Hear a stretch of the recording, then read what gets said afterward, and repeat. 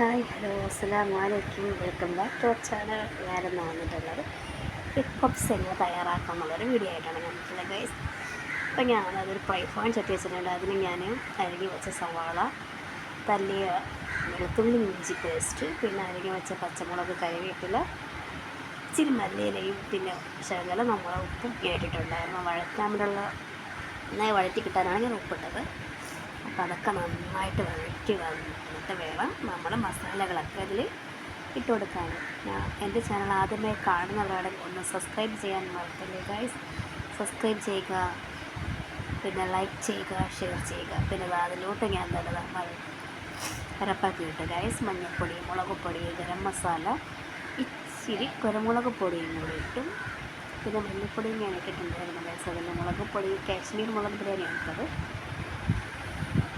നമ്മൾ എരിവിനനുസരിച്ച് വേണം കുരുമുളക് പൊടി ഇടാൻ. നമ്മൾ നേരത്തെ മുളക് ഇട്ടത് കൊണ്ടാണ്, കൊച്ചു കുട്ടികൾക്ക് കൊടുക്കുന്നതാണ്, അതുകൊണ്ടാണ് ഞാൻ അതിനനുസരിച്ച് ഞാനത് തയ്യാറാക്കുന്നത്. അപ്പോൾ ഞാൻ ഇതൊക്കെ തയ്യാറാക്കിയിട്ടുണ്ട് ഗൈസ്.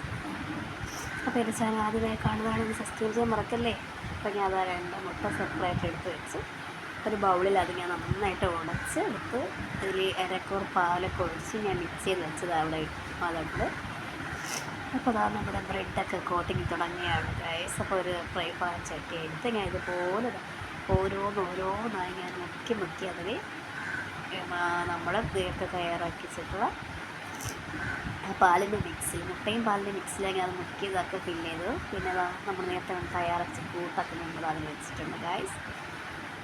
അപ്പോൾ ഇതൊക്കെ വെച്ച് നമ്മൾ നേരത്തെ ഞാൻ 6 മുട്ട വെച്ചിട്ടുണ്ടായിരുന്നു ഗൈസ്. അപ്പോൾ അതൊക്കെ മുറിച്ച് അതും കൂടെ ഞാൻ അതിൽ വെച്ച് കൊടുക്കുകയാണ്. അപ്പോൾ നമ്മുടെ ഫില്ലിങ് കൂടെ തയ്യാറായിട്ടുണ്ട് ഗൈസ്. അപ്പോൾ ഇനി ഇതിൻ്റെ പുറത്തേക്ക് നമ്മൾ വീണ്ടും ബ്രെഡ് വെച്ച് വീണ്ടും കോട്ട് ചെയ്തെടുക്കുകയാണ്.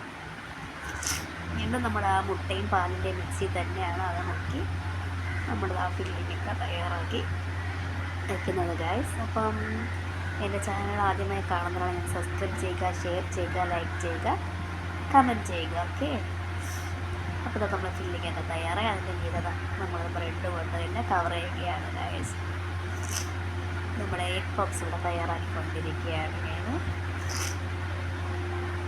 അപ്പോൾ ഇതുപോലെ വേണം നമ്മൾ ചെയ്യാൻ വേണ്ടിയുള്ള ഗൈസ്. ഇടയിലൊക്കെ വരുമ്പോൾ നമ്മൾ ബ്രെഡിനെ നമ്മുടെ ഇടയിൽ അത്രയും ബ്രെഡ് നമ്മൾക്ക് വയ്ക്കാൻ പറ്റാതെ വരുന്ന സാഹചര്യങ്ങൾ ഇച്ചിരി അതിനെ മുറിച്ച് ആ ഇട ഒന്ന് കവർ ചെയ്ത് കൊടുക്കുക. ഇതുപോലെ ഒന്ന് കവർ ചെയ്ത് നമ്മളിത് വയ്ക്കുന്നുണ്ട് ഗൈസ്. എന്നിട്ട് നമുക്ക് ലോ ഫ്ലെയിമിൽ തന്നെയാണ് നമ്മളിത് വേവിക്കാൻ വേണ്ടത്. വേവിക്കാൻ വയ്ക്കുമ്പോൾ പ്രത്യേകം ശ്രദ്ധിക്കേണ്ടത് വെച്ചാൽ പഴയ ഒരു ഫ്രൈ പാൻ ചട്ടിയുടെ അടുത്ത് വേണം നമ്മൾ വയ്ക്കുന്ന ഈ ഫ്രൈ പാൻ ചട്ടി വയ്ക്കേണ്ടത്. വെച്ച് ലോ ഫ്ലെയിമിലിട്ട് നമ്മളത് വേവിച്ചെടുക്കുകയാണ് ഗൈസ്. അപ്പോൾ ബാക്കി ബാലൻസ് ഞാൻ അതിൽ തന്നെ ഒഴിച്ചിട്ടുണ്ടായിരുന്നു. അപ്പോൾ ഞാനത് അടുപ്പിൽ വെച്ചിട്ടുണ്ട്. ഞാൻ താഴെ ഒരു ഫ്രൈ പാൻ വെച്ചിട്ടുണ്ടായിരുന്നു. അത് വയ്ക്കുകയാണ് ഗൈസ്. അടച്ച് വെച്ച് നന്നായിട്ടൊന്ന് വേവിച്ചെടുക്കുകയാണ് ഗൈസ്.